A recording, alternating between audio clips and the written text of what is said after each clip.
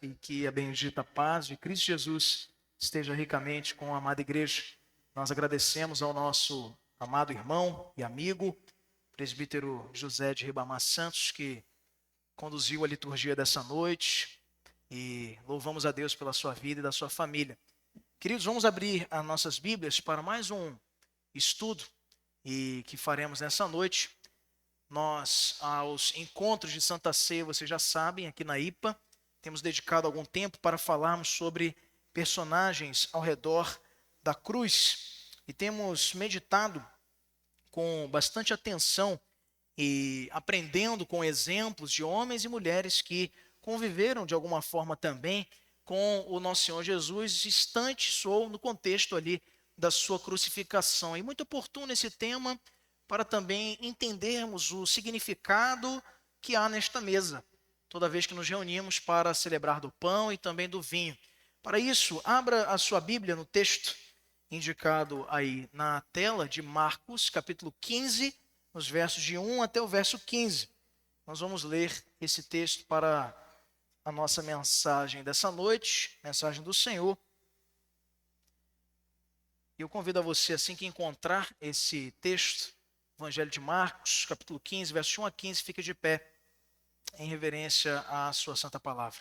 Marcos, capítulo 15, de 1 a 15.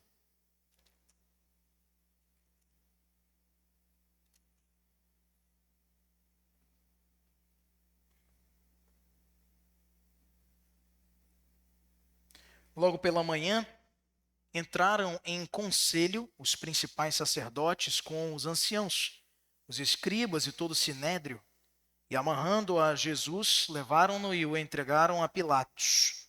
Pilatos o interrogou: És tu o rei dos judeus? Respondeu Jesus: Tu o dizes. Então os principais sacerdotes o acusavam de muitas coisas.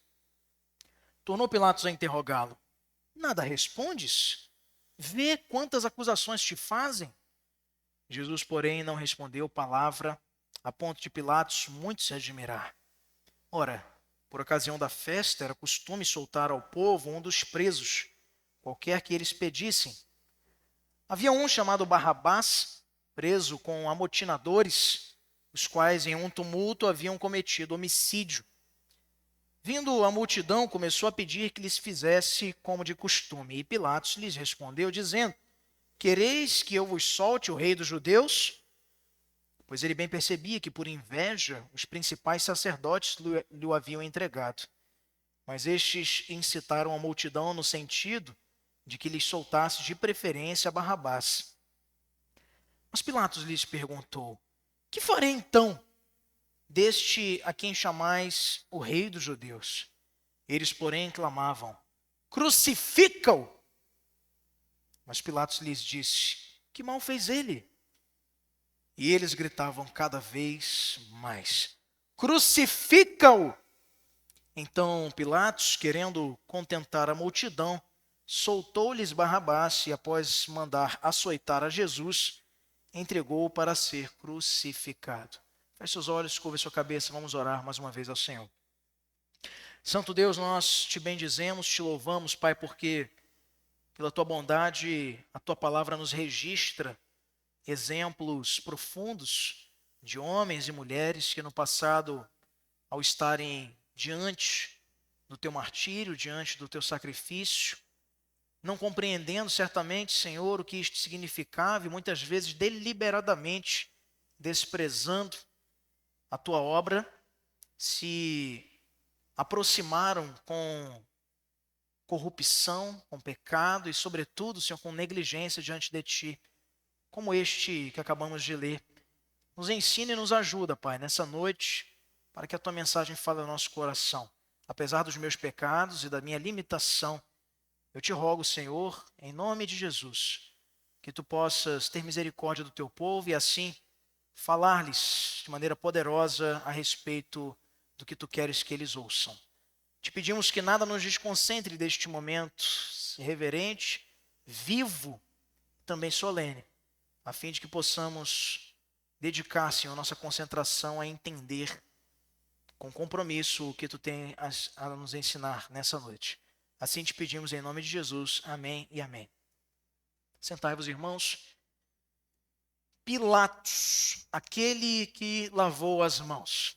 É interessante notarmos que essa expressão, ela ganhou muita notoriedade na história e não necessariamente por uma menção bíblica desse episódio. Entretanto, pelo comportamento de Pilatos em relação à crucificação de Jesus, aquele que lavou as mãos, sobretudo por conta de não tomar uma providência justa e condigna com o direito que estava ali posto, ele enquanto procurador romano naquela região da Judéia, tendo a autorização para dar aos judeus a pena de morte, sendo que o Império Romano ele chamava para si essa autoridade.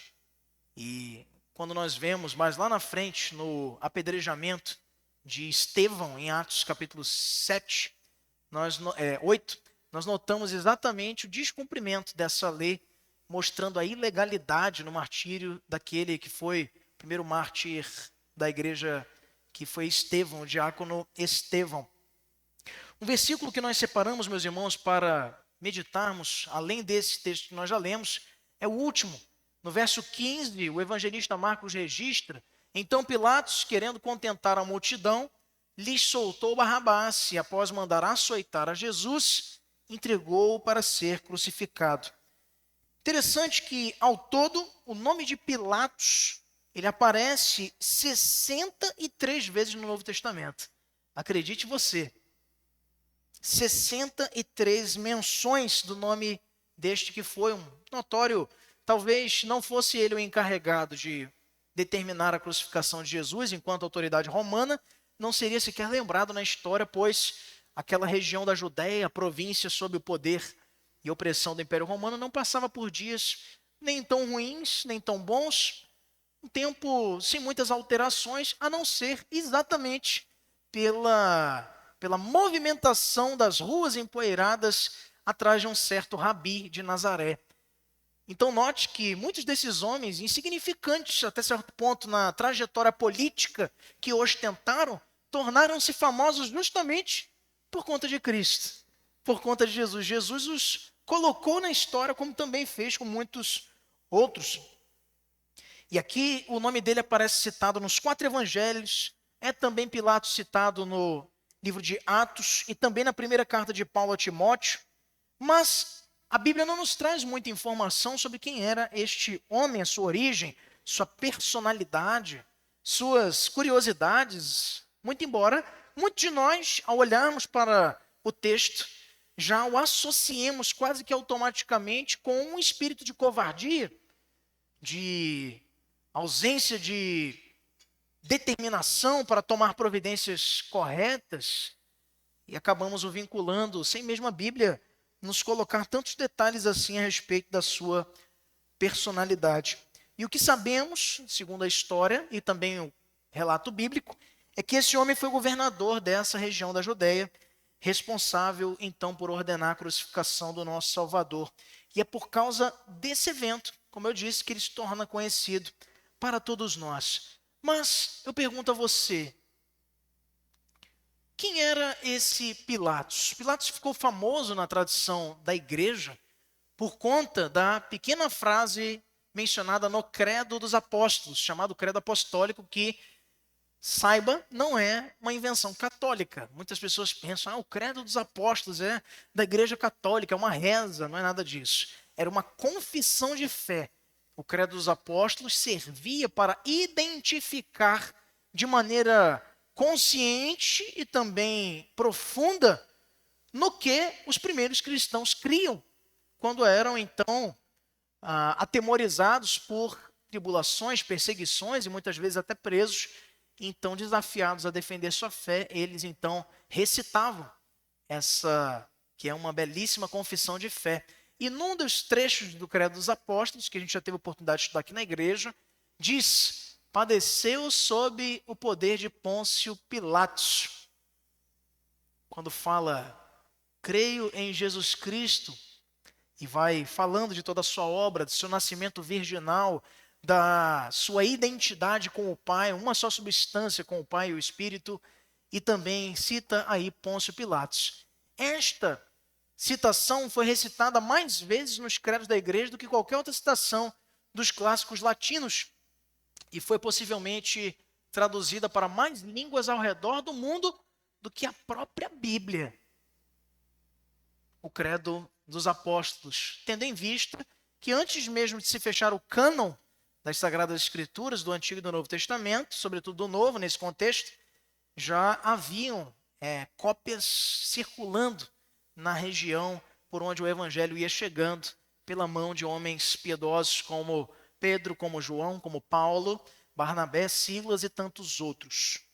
Há alguns registros históricos que se referem a Pôncio Pilatos como um político que subiu de posição inesperadamente por conta de boas relações com Sejanus, que era braço direito do imperador Tibério. Muitas dessas informações nós temos nas obras históricas à nossa disposição. Então, Pilatos teria assumido uma posição de governador da Judéia por volta do ano 26 depois de Cristo. Isto é, quando ele fica responsável, então, como vimos aqui no capítulo 15 do Evangelho de Marcos, por decretar, após o plebiscito realizado com os judeus, com respeito à libertação de um prisioneiro e a crucificação do remanescente, então não tinha muito tempo que ele era um governador na Judéia. Cerca de 7 a 8 anos, mais ou menos, ainda era um jovem governador nesse quesito. Então assume, mas de cara já se defronta com grandes confusões exatamente com os judeus. Por conta disso, alguns chegam a afirmar que Pilatos tinha naturalmente um comportamento antissemita. Quem faz essa afirmação, na realidade, só está nos assegurando que todo mundo já sabe. Mas veja, existia uma reciprocidade muito grande nesta resistência cultural. Não eram somente os romanos, mas ficam mais notabilizados pela sua posição de poder naquele momento, por oprimirem e discriminarem continuadamente os judeus, conquanto os judeus também discriminavam tremendamente os gentios, dentre os quais se incluem os romanos. Tinham um profundo sentimento de desprezo e cumpriam e atendiam seus comandos por puro medo e por subserviência no tocante àquela opressão militar que enfrentavam. Lucas, por exemplo, lá em Lucas 13, verso 1, ele registra a morte de Galileus, mencionando cujo sangue Pilatos havia misturado com os sacrifícios que os mesmos realizavam.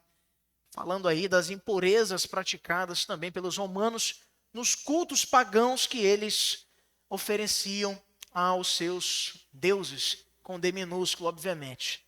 Pilatos era esse homem, um romano como qualquer outro, mas uma posição de poder, destacado por ter possivelmente colhido diversos interesses para então chegar-se ao cargo que ostentava ao tempo do texto que lemos. Nada muito diferente do que vemos em algumas conveniências políticas no nosso e em outros países também. Este era Pilatos. E, em segundo lugar, ele é marcado pela tentativa de ser neutro. Mas eu queria perguntar para você, é possível ser totalmente neutro? Quem acha que sim? Você acha que é possível ser totalmente neutro, imparcial? Se fala muito sobre isso em relação à imprensa, em relação à política, em relação ao poder judiciário. Entretanto, até mesmo os renomados doutrinadores do direito, como Hans Kelsen, um austríaco, dizia que a neutralidade jurídica é impossível.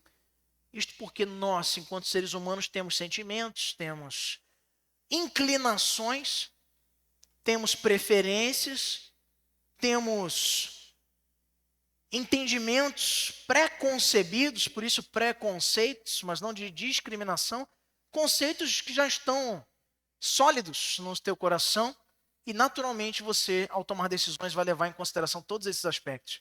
Nunca tendo uma decisão totalmente neutra, o que é impossível, é utópico. Contudo, a vida de Pilatos, especialmente aqueles momentos do drama da cruz, nos mostra que ele tentou uma neutralidade impossível diante de Jesus e que ele estava disposto a tudo para manter a sua posição, mesmo a condenação de um inocente. Foi justamente por isso que Pilatos tentou jogar para o povo essa decisão, abrindo mão, por isso essa expressão, lavou suas mãos. Eu não vou fazer nada, foi o povo que decidiu. Quantas vezes nós somos confrontados com essas estratégias maquiavélicas e tremendamente infernais de pessoas que têm autoridades para tomarem decisões, beneficiando, agradando ou não o povo, mas assumindo com hombridade um compromisso que tem diante de uma nação, diante de uma igreja, diante de uma família. E muitas vezes, não, alguém decidiu por mim e é isso mesmo que vai ser, e ponto final. Não se envolva com esse justo, porque hoje em sonho sofri muito por causa dele. Foi a advertência da esposa de Pilatos a ele, afirmando que Jesus era inocente. Está lá em Mateus, capítulo 27, verso 19. Ele não estava desavisado ao condenar um inocente. Ele estava tentando manipular aquela situação para se beneficiar dela politicamente. Além disso, queridos, ele sabia muito bem, como uma pessoa instruída que era para ocupar o cargo que estava ocupando, embora tivesse o conquistado por agradar a Tibério, ainda assim ele sabia que as circunstâncias todas eram favoráveis a Jesus. E ele mesmo estava convencido disso quando diz: não vejo neste homem crime algum. É como está lá em Lucas, capítulo 23, verso 4. Mas a pressão dos líderes religiosos o colocavam num beco sem saída, aonde ele deveria tomar uma decisão de condená-lo para agradar.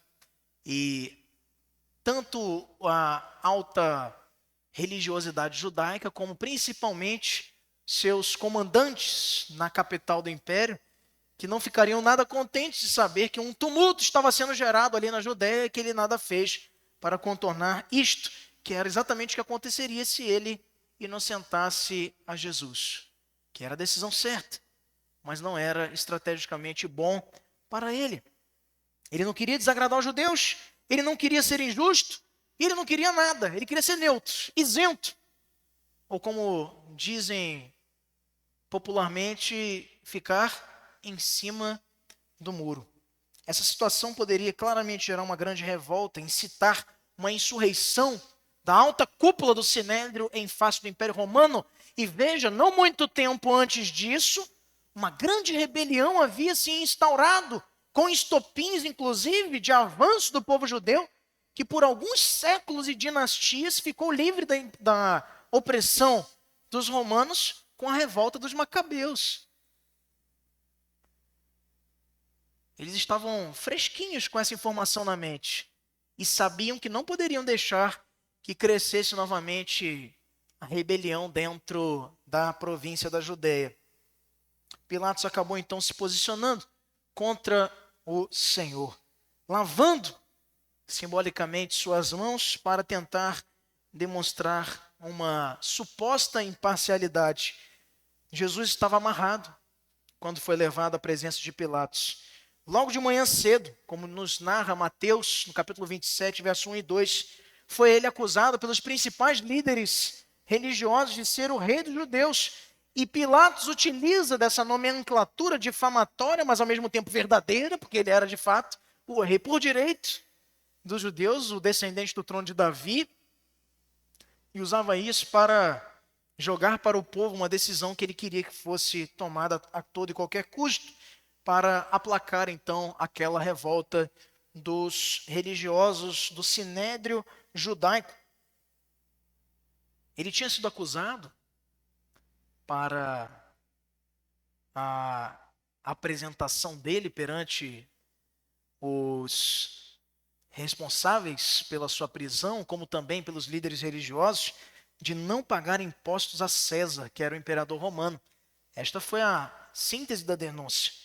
O que não era verdade, pois ele mesmo havia dito em Mateus 22, 21, Deem, pois, a César o que é de César, e a Deus o que é de Deus. Parece que não pouco tempo depois disso, eles se deram conta de que Jesus estava humilhando César com esta afirmação.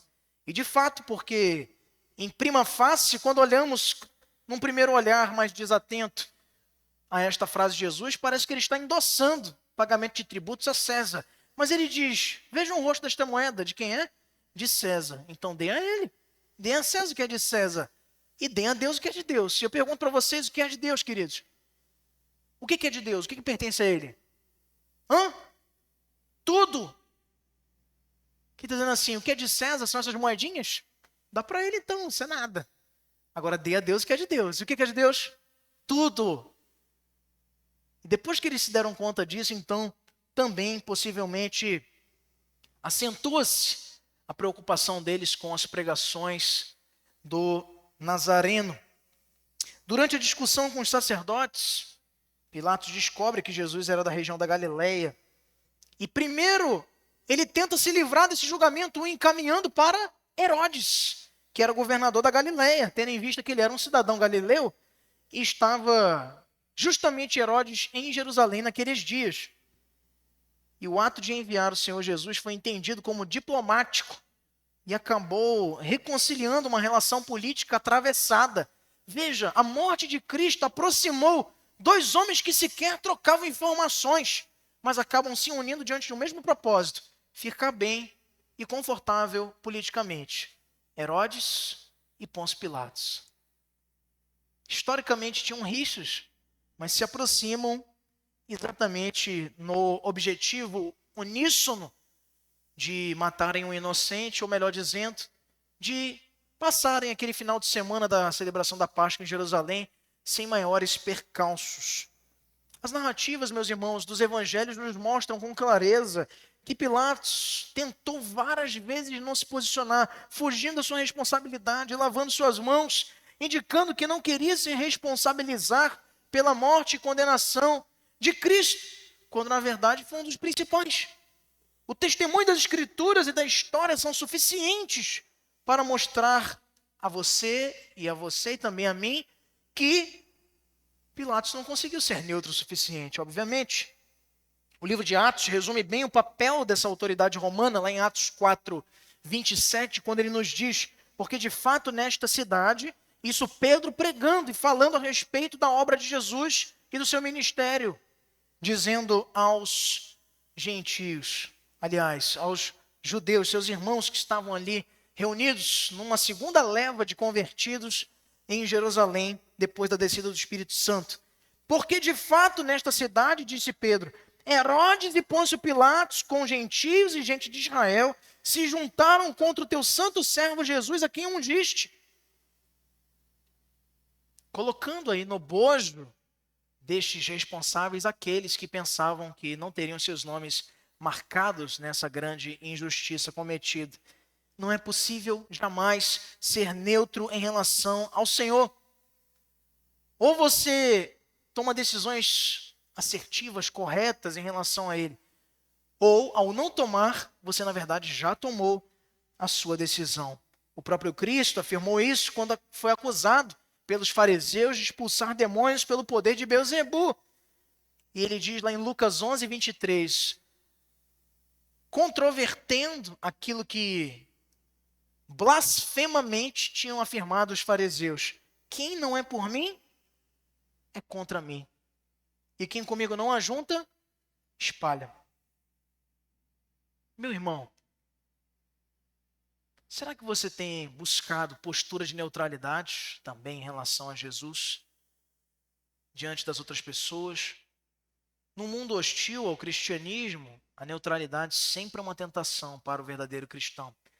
Será que nós buscamos ser imparciais em assuntos que a palavra de Deus se posiciona firmemente contrário? O que você faria no lugar de Pilatos? O que você tem feito quando te perguntam sua posição em relação ao aborto, sua posição em relação à união de casais do mesmo sexo? Qual é a sua posição em relação ao papel da igreja na sociedade? Qual é a sua posição em relação ao investimento numa vida de oração? Qual é a sua posição em relação à criação dos seus filhos? O que você tem dito para as pessoas? Ou o que você não tem dito para as pessoas? Você tem feito como Pilatos, ou como há 2 sermões atrás dessa série nós vimos, Pedro? Não, eu nunca tive contato com esse Nazareno, nem o conheço. O negando é assim que você tem feito? Suas mãos, queridos, têm estado muito limpas por serem lavadas frequentemente? Ou você leva contigo, como Paulo nos orienta e nos diz, as marcas de Cristo? Você traz cicatrizes de ser perseguido, confrontado, mas traz também a segurança no teu coração de nunca ter deixado de defender a fé que te foi dada gratuitamente, o amado. Tem uma frase muito interessante, não me lembro agora quem foi seu autor, que nos diz assim: imagine você que se tornasse hoje um crime de Estado seguir a Jesus. Saiu o decreto. Não precisa ser desse presidente, pode ser de um até que você se surpreenda. É crime servir a Jesus. Seguir, imitar o seu exemplo. É crime da cadeia. A pergunta que eu faço a você: as autoridades encontrariam evidências suficientes para te condenar? Ou você seria absolvido? Como tem sido o nosso comportamento em relação a isto? Em último lugar, meus irmãos, Pilatos é marcado por ser um homem que cede à pressão, mesmo tendo na sua consciência muito claramente a inocência de Cristo. Lá em Lucas 23, de 13 a 16, nós vemos Pilatos cedendo às pressões perante os sacerdotes. Lucas vai descrever muito bem isso, descrevendo a cena em que o pontífice, o sumo sacerdote, fala diante dos outros sacerdotes e do povo que Jesus era inocente. Vocês me apresentaram este homem como sendo um agitador do povo, diz Pilatos, mas tendo-o interrogado na presença de vocês, nada verifiquei contra ele dos crimes que vocês o acusam, nem mesmo Herodes, pois mandou de volta para cá. Assim, é claro que ele não fez nada que mereça a pena de morte. Depois ele cede à pressão novamente perante os que celebravam a festa, e na sua própria ocasião, como está lá nos versos de 14 a 21, do capítulo 23 também do Evangelho de Lucas, aproveitando a ocasião da festa, onde por costume do povo se soltava um prisioneiro, ele toma uma grande sacada para tirar ainda mais sua responsabilidade de não precisar condenar ele mesmo um inocente, insistindo então que Jesus fosse solto, e por isso que ele provoca o plebiscito, a consulta pública. Contudo, a multidão, influenciada pelos líderes judeus, gritava, como vimos no texto que lemos inicialmente: crucifica-o! Crucifica-o! Domingo que vem se comemora no calendário cristão o Domingo de Ramos. E esses mesmos que gritavam, com muita saliva jogada ao ar, certamente, crucifica-o! Naquela mesma semana, uns dias antes, diziam: Hosana! Bendito o rei que vem em nome do Senhor. E quando ele os adverte de que o seu reino não é desse mundo, de que o Império Romano vai continuar lá, porque o cativeiro que ele veio derrubar não é o romano, é da morte e do pecado. Então eles dizem: crucificam! Não me interessa estas algemas quebradas. Eu queria a circunstância de ser um povo livre novamente nesta terra, aqui e agora. Mesmo achando Cristo inocente, Pilatos também cede ao clamor da multidão, como vemos lá no capítulo 27, versos 24 a 26 do Evangelho de Mateus. Quando ele vê o tumulto se aumentando por causa de Jesus, ele decide ceder, manda trazer uma bacia de água, lava as suas mãos, dizendo: estou inocente do sangue deste homem. Fique o caso com vocês. Pilatos não estava disposto a trazer ou encarar as consequências de soltar o inocente ou também de condená-lo. E estas duas decisões que cabiam a ele, como uma autoridade romana, governador da Judéia, ele transfere para o povo. A confusão, toda essa celeuma que envolveu a crucificação de Cristo podia custar seu próprio cargo. Talvez houvesse um levante dos judeus, muito sangue poderia ser derramado. Nós não sabemos com certeza o que poderia ter acontecido. Mas o fato, meus irmãos, é que Pilatos cedeu à pressão, pensando nos seus próprios interesses. Como muitas vezes também nós, quando colocados no paredão da vida, colocados diante de pressão na família, de colegas de trabalho, na igreja, acabamos tomando as piores decisões por não refletirmos no que é correto, mas sim no que é conveniente. Como discípulos de Cristo, vamos enfrentar muita pressão, tenha certeza disso. Para andar conforme o mundo, não é muito difícil. Agora, para andar fora da conformidade desse mundo, nós seremos como peixes nadando contra o cardume ou contra a correnteza, enfrentando muitos percalços, nos ferindo muitas vezes, sendo mal compreendidos. Como Pilatos, também ali, não devemos seguir o conselho de ímpios e seguir os nossos próprios interesses. Devemos lembrar, queridos, que Jesus permaneceu firme em sua missão e até o final, resistindo às pressões para a glória do seu Pai, para a glória do nosso Deus. Como é que nós temos lidado com as pressões do dia a dia? O que você tem feito com as pressões? Chama uma bacia de água, ou com as pressões você tem provado a sua fé? Não dá, queridos, para provar nossa fé no meio do ambiente confortável, gostoso e agradável do templo, climatizado, com gente crente, umas mais, outras menos, dependendo do seu degrau de maturidade espiritual. Aqui é bom ser crente, aqui é maravilhoso, é lá fora que nós somos convidados a, quando esbofeteados, numa face oferecermos gentilmente e em silêncio a outra. Quando vilipendiados no furto de nossas capas, oferecermos com o combo a túnica. Ou quando nos desprezam, fazendo pouco caso das nossas capacidades, colocando-nos para carregar pesos em 1 milha, caminhamos 2, sendo a segunda voluntária. É lá fora, é nessas pressões, é nas decisões difíceis, é na hora da dificuldade, é no momento de desemprego, é no momento de instabilidade emocional, é no momento de crise conjugal ou, quem sabe, pessoal, que nós somos confrontados pelo nosso Mestre a mostrarmos as marcas de que fomos resgatados por Ele. Mas a boa notícia que eu tenho para te dar nessa noite, em nome de Jesus, é que em cada uma dessas lutas que você passar, você não está sozinho. O nosso Senhor, Ele nos prometeu um Consolador.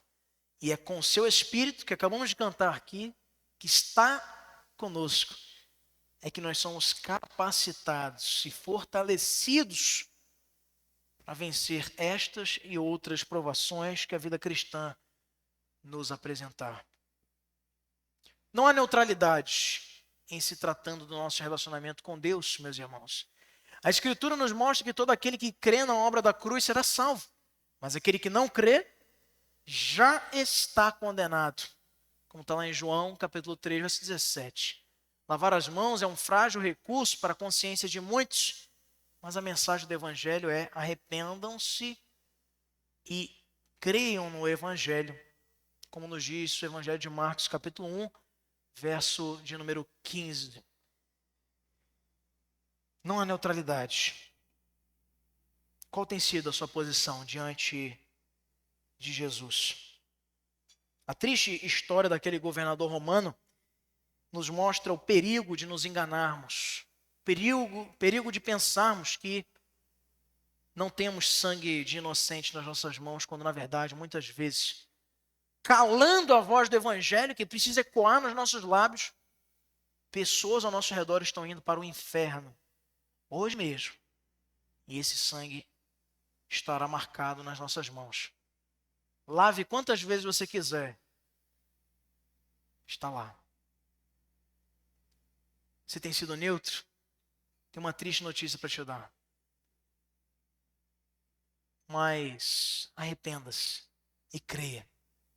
E mude, pois há caminhos aplainados, há uma vereda de retidão que Ele tem reservado, nos levando pela sua própria mão e condução, como bom pastor e amigo que Ele é para nós. Que Deus nos abençoe, meus irmãos, e que possamos, com estes exemplos, crescer cada vez mais um compromisso e dedicação na obra do Senhor, não assumindo posições de neutralidade, mas vestindo a camisa. Eu gosto muito dessa expressão, vestindo a camisa do Evangelho, custe o que custar, e assumindo as consequências disso com a consciência de que Ele nos guarda, nos protege, e Ele mesmo já nos garantiu a vitória pela cruz, pela sua obra redentora. Nós só temos que entrar em campo, o resultado já está garantido. Isso tem que servir para nós de consolo. Amém, igreja? Amém ou não amém? Graças a Deus. Nós queremos então, queridos, nesse momento chamar os nossos presbíteros regentes da IPA para tomarem